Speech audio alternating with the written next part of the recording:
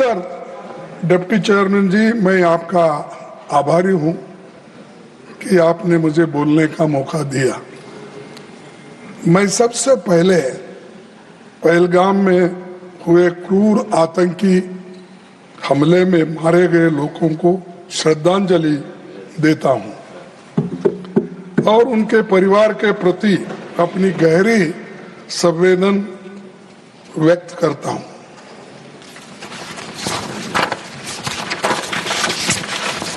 मैं ये कहूंगा एक बात, वो भी सुनेंगे तो उनको भी अच्छा लगेगा। मेहंदी वाले हाथों ने पति की लाश उठाई है। बेबस रोते बच्चों ने पापा की जान गंवाई है। अश्रु भरे लाचार खड़ी बेबस नारी को देखा है। पहलगाम घाटी में हमने अपनों को मरते देखा है।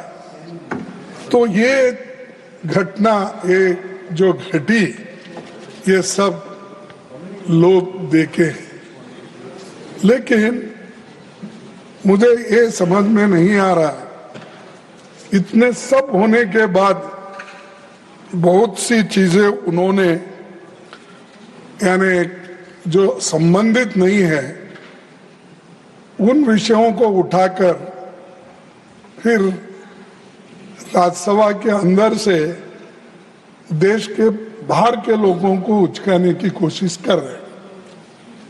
लेकिन लोग ऐसे झूठे वायदों पे, झूठे बातों से या असत्य बातों से कभी इसको सीरियस नहीं लेंगे। मैं आपसे ये कहूंगा, मैं पूरे देश और इस सदन के साथ इस बर्बर हमले और पाकिस्तान द्वारा आतंकियों को लगातार सपोर्ट करने की निंदा हम भी करते हैं। हमने तो पाकिस्तान की निंदा पहले ही किए थे, करते भी रहे, आज भी करेंगे, कल भी अगर ऐसा ही चला तो करते रहेंगे। लेकिन हम इधर निंदा करते हैं, आप जाकर उसके दावत में पेश होकर उसके गले लगा लेते।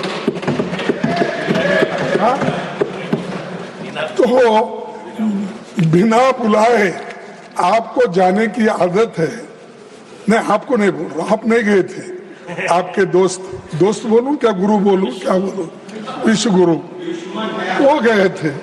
अरे आप खुद ही गलती करते हो, आप खुद ही ऐसी चीजें करते हो और दूसरों को पाठ पढ़ाते हो। ऐसा नहीं होना।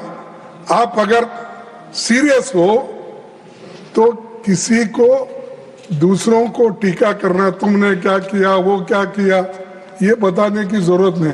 हमारा इतिहास तो बहुत बड़ा लंबा इतिहास है, मेरे पार्टी का भी लंबा इतिहास है, और देश को बनाने में भी हमने जो योगदान दिया है, अब तक एक भी आपका ऐसा कोई कारखाना नहीं, जो पब्लिक सेक्टर नहीं, जो हथियार बनाने का और चीजें बनाने का एक भी नहीं। आपने सिर्फ झूठ की कारखाने बनाए, लेकिन पब्लिक सेक्टर आपने नहीं। और वही पब्लिक सेक्टर की कहानी आप यहाँ बताए, HAL, PL जो हमने बनाया था, और पंडित जवाहरलाल नेहरू जी को तो आप इतने बार बोलते। तो मेरे को बहुत से कांग्रेस के लोग भी हैं और दूसरे लोग भी हैं, न्यूट्रल भी है, गवर्नमेंट सर्वेंट्स भी हैं, यानी वो लोग नेहरू जी को गाला देते वक्त, अब ये लोग जब कहते हैं कुछ तो तालियां बजाते। अरे एक जमाने में आप जब बच्चे थे, स्टूडेंट थे, तो 14 नवंबर को ये लोग ये कहते थे, चाचा नेहरू आए, चाचा नेहरू आए, यही लोग बोलते थे। अब यही लोग टीका कर रहे हैं और यही टीका कर रहे हैं, अरे मुझे सब मानो, आप कहाँ थे। तो ये लोग सर, तो ऐसा किसी का अपमान करने से आप कोई साधते नहीं, कोई आप अचीव नहीं करते। सच बताइए, सच सुनिए, तभी आपको कुछ इसमें से निकलेगा। सर, गृह मंत्री अमित शाह साहब तो गए, नड्डा साहब को छोड़ के गए। हाँ वही छोड़ के गए बोलिए, नहीं लेके गए साथ। गृह मंत्री अमित शाह 7 और 8 अप्रैल 2024 को जम्मू कश्मीर गए थे, तो कहा था कि मोदी सरकार के प्रयासों से देश विरोधी टेरर इकोसिस्टम को ट्रिपल कर दिया गया है। ये किसने कहा? अमित शाह, होम मिनिस्टर ने कहा। अगर ट्रिपल हो गया था तो पहलगांव में कहां से लोग आए, कहां से आए और कैसे आए? अरे इतने सब बातें आप बोलते रहते जो सत्य से दूर है, तो आप सोचिए पहले क्या बोलते हैं और क्या करते हैं। सर, हमले से सिर्फ 3 दिन पहले प्रधानमंत्री मोदी जी ने अपना शेड्यूल दौरा रद्द कर दिया था। मैंने पहले भी इस बारे में पूछा था लिखित, जिसका मुझे आज तक जवाब नहीं मिला। क्या सरकार को पहले से किसी हमले की आशंका थी? क्योंकि आपने अपना वहां जाने का प्रोग्राम रद्द किया, लेकिन आपको ये कैसा मालूम है वहां पर जो टूरिस्ट जा रहे हैं और लोग दर्शन के लिए जा रहे हैं, तो वो लोगों को जाने देते हैं, और होम मिनिस्टर यहाँ पर कान में बोलते हैं वहां जाना ठीक नहीं है, जम्मू कश्मीर में हालात ठीक नहीं है। तो ये मैं क्या कहूं? तो अपनी जान बचाने के लिए दूसरों के जान अगर चले भी गई, चल सकता है। क्या ये देशभक्ति है आपकी? Sir, no, I am not in. माननीय लीडर ऑफ हाउस, माननीय leader of house, yes sir, जिसका मुझे आज तक जवाब नहीं मिला। सर आपके उत्तर में बोलो, आपके उत्तर में बोलो। अरे नहीं सर, नहीं, आई एम नॉट ऑनरेबल। मेरे साथ हमेशा लीडर ऑफ द ऑपोजिशन, पहले भी ऐसा शोका हुआ, अभी भी वेरी सीरियस चार्ज नहीं, ऑनरेबल प्राइम मिनिस्टर नहीं authenticate, please, that has to be authenticated, sir, otherwise this should be expunged। अरे मेरे पास जो मालूमात है मैं रख रहा हूँ, आप उसको डिनाई कर दिए। मुझे sir, only factual things will go on the record, only factual things will go on the record। please take your seat, please take your seat। काम नहीं चलेगा। ये लोगों को बात नहीं मौका देते। Yes sir, please। तेरे हम माइक दे रहे हैं। It will be examined, please। सच्चाई सामने मानिए, ये हमला 22 अप्रैल 2025 को हुआ। let him speak। पहले दिन से ही विपक्ष ने संसद का स्पेशल सेशन बुलाने की मांग की थी। आपने नकारा, और आपने नकार कर ये कहा समय आने पर उसका उत्तर देंगे, और फिर बाद में आप लोग इस तरह से आज पेश हो रहे हैं कि जो कुछ हमने किया, देरी से भी किया तो बहुत अच्छा किया, ये बोल रहे हैं। तो ये सर, मैंने और लोकसभा में नेता प्रतिपक्ष राहुल गांधी जी ने प्रधानमंत्री को पत्र लिखकर विशेष सत्र बुलाने का मांग किया, लेकिन हमने इस पत्र का कोई जवाब आया ना, कोई हमको मालूमात हुआ, कोई टेलीफोन भी नहीं किया कि ये नहीं हो सकता, आगे देखेंगे, कुछ नहीं। तो वो सिर्फ हमारे जो भी लेटर्स जाते हैं, हमारे जो पत्र जाते हैं, वो वेस्ट बॉक्स में फेंक देते हैं, देखते भी नहीं। इतना अहंकार, इतना गर्व अगर होता है तो एक ना एक दिन आपका गर्व तोड़ने वाले लोग आएंगे। ये अच्छा नहीं है। आपको लिखने के 1 सेंटेंस 2 सेंटेंस लिखने की फुर्सत नहीं है, लोगों के गले पड़ने की फुर्सत है।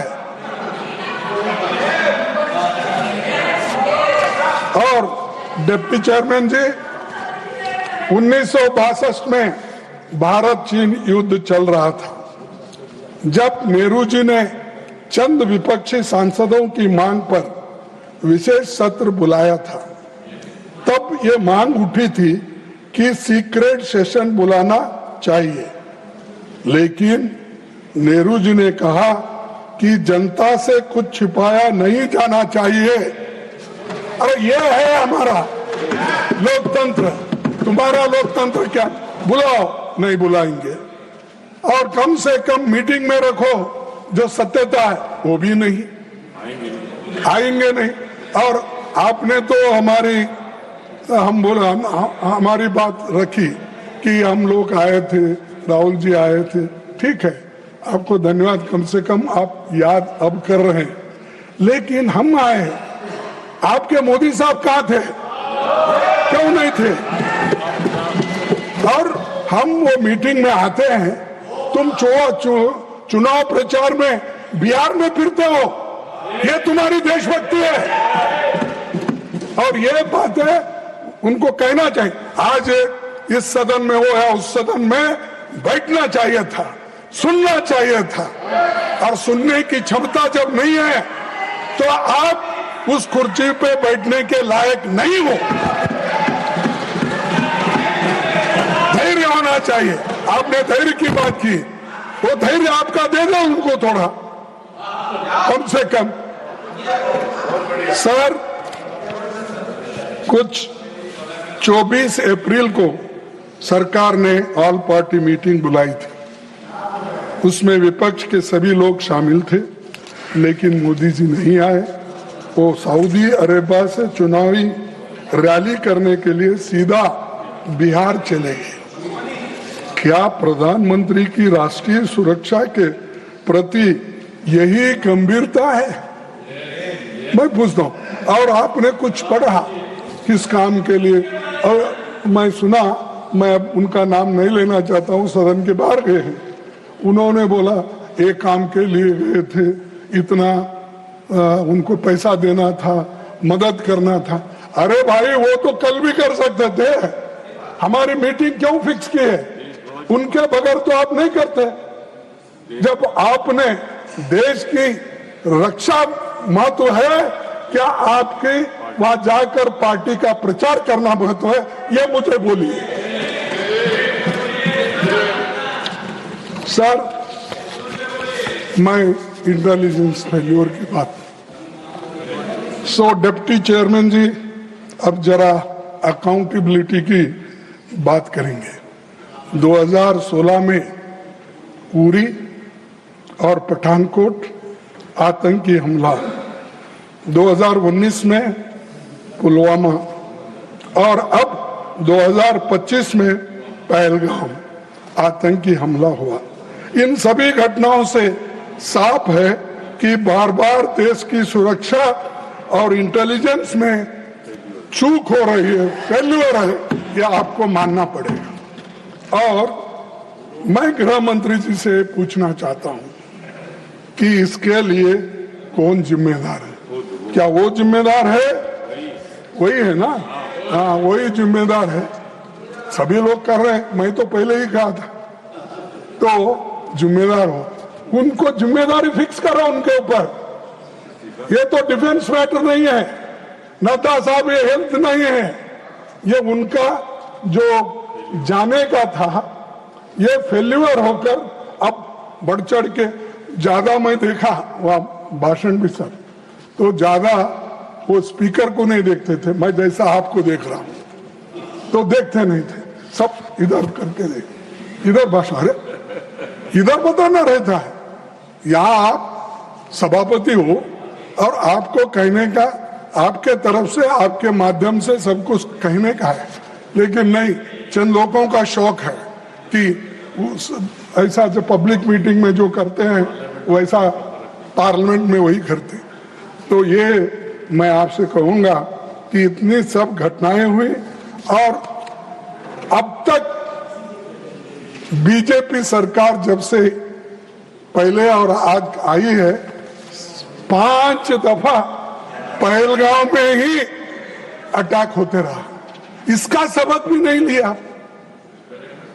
सबक सीखना तो चाहिए, गलती हो गई, ठीक है, गलती को सुधारने के लिए आपने क्या किया, आप वो बातें तो नहीं करें।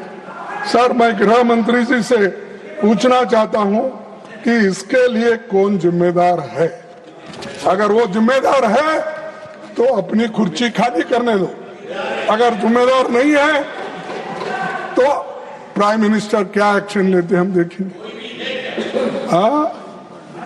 सर, 14 जुलाई 2025 को जम्मू कश्मीर के लेफ्टिनेंट गवर्नर, सर आपका ध्यान इधर नहीं, सर मैं वो जो बीच में टिप्पणी कर रहे हैं उनको बोलो, टिप्पणी करने दो, मैं आपके लिए कर रहा हूं। नहीं, मेरे लिए तो मेरा बात ही नहीं सुने। मैं सुने 14 जुलाई 2025 को जम्मू कश्मीर के एलजी मनोज सिन्हा ने खुद माना कि Pahalgam terror attack was undoubtedly security failure. ये मेरा नहीं, ये है उनका, ये रिकॉर्ड में है, ये है। उन्होंने कहा Pahalgam was a security lapse, what happened in Pahalgam was very unfortunate, innocent people were brutally killed. I take full responsibility for the incident which was undoubtedly a security lapse. ये security lapse है, इसका जिम्मेदारी होम मिनिस्टर लेना चाहिए, not the LG. और ये उनको छिपाने के लिए, उनकी गलती छुपाने के लिए, क्योंकि सब डरते हैं नंबर 1 और 2 को, जरा नंबर 3 को जरा थोड़ा जोश है, लेकिन 1 और 2 में तो डर जाते हैं सभी लोग। इसीलिए पाप बेचारा उन्होंने लिया ये जिम्मेदारी, उन्होंने लिया जिम्मेदारी, तो हम मेरी गलती है बोले उन्होंने। तो ये और एक बार पढ़ता हूं, Pahalgam was a security lapse. What happened in Pahalgam was a very unfortunate. Innocent peoples were brutally killed. I take all responsibility for the incident, which was undoubtedly a security failure. Yes, lieutenant governor Manoj साहब का statement है। तो इसीलिए ये जिम्मेदारी home minister लेना चाहिए, अमित शाह साहब लेना चाहिए। आप जरा उनको बताइए कम से कम। और हमको ये कहते हैं कि कांग्रेस ने वो किया। अरे छोड़ो भाई, कितने दिन कांग्रेस उसके नाम पे कितने दिन जिंदा रहना चाहते हैं, उसी गोली पे जिंदा रहना चाहते हैं। आपका कुछ बताओ ना, काम किए सो। अरे हम तो पाकिस्तान के 2 टुकड़े करके इंदिरा गांधी जी ने आजादी दिलाई, बांग्लादेश को आजादी दिलाई। तुम तो अरे आप तो सुनो, आप तो पहाड़ खोद के चूहे निकालने वाले। सर ये लोग पहाड़ खोद के चूहा निकालने वाले लोग हैं, तो हम लड़ने वाले लोग हैं, और लड़ते लड़ते देश को बचाए और जान भी दिए हमारे लोग। ये है हमारी पार्टी और हम। सर, मैं दूसरी बात, अगर एलजी ने माना कि ये सिक्योरिटी फेल्योर था, तो अकाउंटेबिलिटी कब तय होगी? बड़ा भारी सवाल। क्या उन्होंने ये बयान गृह मंत्री जी को बचाने के लिए किया, या गृह मंत्री जी ने उसको ये बात कहने के लिए कहा? ये आप ही बता सकते हैं, हम नहीं। 100 दिनों से आतंकवादी न्याय के कटघरे से फरार थे।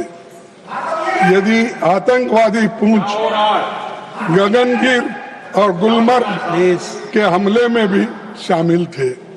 अभी बताया गया कि 3 आतंकवादी मारे गए, 3 अब बाकी के जितने भी हैं उसका हिसाब आप ही दे सकते हैं। हमारे को जो मीडिया से मिलता है या लोगों से मिलता है, वही हमारे पास इंफॉर्मेशन होता है।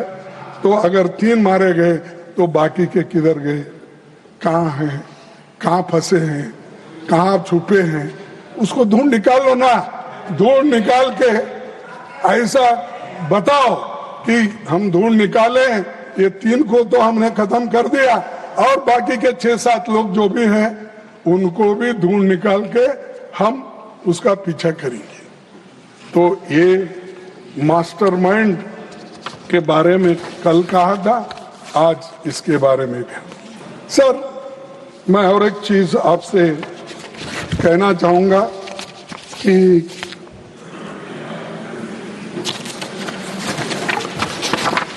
डिप्टी चेयरमैन जी, अब मैं ऑपरेशन सिंदूर पर आता हूं। कांग्रेस पार्टी हमारे सशस्त्र बलों, आर्मड फोर्सेस पर गर्व करती है और उनके शौर्य और बहादुरी को सलाम करती है। यहाँ मैं ये भी कहना चाहूंगा कि पूरा देश एकजुट खड़ा रहा। हमारी कांग्रेस पार्टी ने, नेताओं ने, देश भर पूरे अपोजिशन ने सब मिलकर, इंडिया गठबंधन से लेकर जितने भी इंडिपेंडेंट, सभी ने सेना के समर्थन में, सेना के सम्मान में जय हिंद का यात्रा हमने निकाला, क्योंकि आर्मी को सपोर्ट करने के लिए, उसको हिम्मत देने के लिए। मैं और एक बात कहूंगा, हमने 7 मई की CWC की बैठक में प्रस्ताव पारित किया था। ये राजनीति करने का समय नहीं है। हमने कहा ये राजनीति करने का समय नहीं है, बल्कि देश की एकजुटता, दृढ़ता और राष्ट्रीय संकल्प दिखाने का समय है। भारत एकजुट है और किसी भी परिस्थिति में उसकी एकता को कमजोर नहीं किया जा सकता। ये हमने आपको सपोर्ट किया, हमने कहा, आपका साथ दिए। देश के हित में हमने हर कदम पर सरकार को सपोर्ट किया। हम लोग देश की एकता और एकजुटता के लिए सरकार के साथ खड़े थे। लेकिन मोदी जी विपक्ष पार्टियों के खिलाफ चुनावी भाषण करते फिरते हैं, जब हम लोग एकजुट होकर उनको सपोर्ट करते हैं। सिर्फ 4 दिनों में पाकिस्तान की फायरिंग से जम्मू के पुंछ और राजौरी में 27 भारतीय नागरिक, जिनमें 5 बच्चे भी शामिल थे, मारे गए और 70 घायल हो गए उस वक्त। और इन लोगों को सुरक्षित स्थान पर पहुंचाया जा सकता था, लेकिन सरकार ने देर की और उन्हें बचाने के लिए ठोस प्रयास नहीं किया गया। तो 10 मई को युद्ध विराम की घोषणा की गई। उसके बाद क्या हुआ मैं बताना चाहता हूं। उसके बाद में बीजेपी के एक राज्यसभा सांसद ने कहा, पहलगाम हमले में जो शहीद हुई उनकी पत्नियों में वीरांगना जैसा भाव नहीं था। उनकी पत्नियों में वीरांगना जैसा भाव नहीं था, इसीलिए वो हाथ जोड़ रही थी, गिड़गिड़ा रही थी। ये है आपकी महिला के प्रति आपकी सोच और संवेदनशीलता। अरे एक महिला अगर रो रही है, गिड़गिड़ा रही है अपने पति के जो उसमें मरने के बाद, उनको ये कहते हैं। अरे एक लीडर, एक बीजेपी का नेता, ऐसे लोगों को कान पकड़ के बाहर निकालो। क्यों रहते हो? उससे बुरा नाम आपको भी आता है, देश को आता है। और लोग भी यही कहते हैं कि देखिए पार्लियामेंट में ऐसा होता है, कहते हैं तो फिर ऐसे लोगों के ऊपर कोई एक्शन नहीं लेता है। पार्लियामेंट के बाहर ऐसा होने के बाद भी नहीं लेते हैं, और हमको कहते हैं पार्लियामेंट में ऐसा चीज क्यों नहीं उठाते, आप देश को क्यों नहीं बताते। तो इसलिए मैं आपको यही कहूंगा कि महिला के ऊपर इस तरीके से रिमार्क करना, बोलना बहुत गलत है। इसके लिए उनको आप पार्टी के ओर से सजा देना चाहिए। सर, मध्य प्रदेश के एक मंत्री ने भारतीय सेना की स्पोर्ट्स वुमेन का अपमान करते हुए कहा, जिन्होंने हमारी बेटियों के सिंदूर उजाड़े थे। बोलो साहब, क्योंकि आप बहुत बात कर रहे, पैसे की बात कर रहे शायद बजट तो, लेकिन मेरा भी एक थोड़ा सुने तो अच्छा होगा। नहीं, दो कान तो नहीं हो सकते, एक ही तरफ से हो सकते। तो दो ही भी, एक तो मेरे लिए, एक उनके लिए। सर, जिन्होंने हमारी बेटियों के सिंदूर उजाड़े थे, उन कटपिटे लोगों को हमने उसी की बहन भेजकर ही उनकी ऐसी की तैसी की।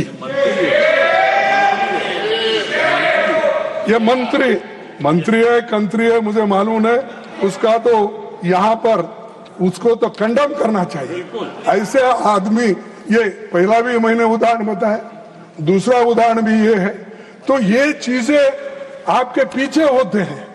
तो जब तक आप अपने लोगों को काबू में नहीं रखते, कंट्रोल नहीं करते, वैसा रिएक्शन दूसरे की तरफ भी आता है।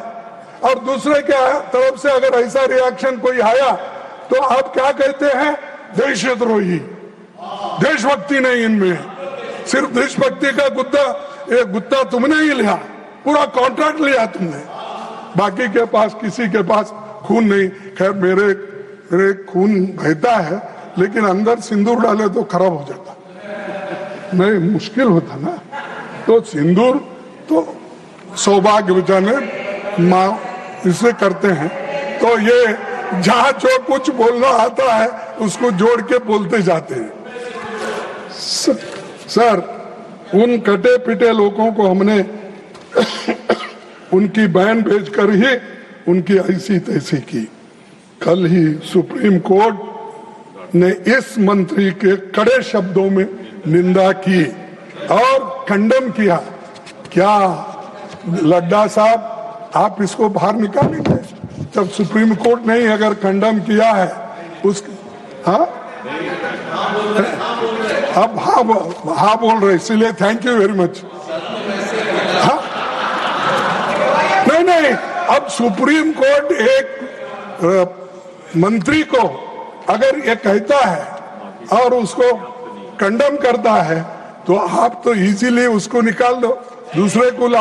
आपके पास तो इतने भरे हुए लोग हैं और भाग रहे। आपके ईडी, सीबीआई या इनकम टैक्स को देखकर भागत, उसमें से किसी को करो।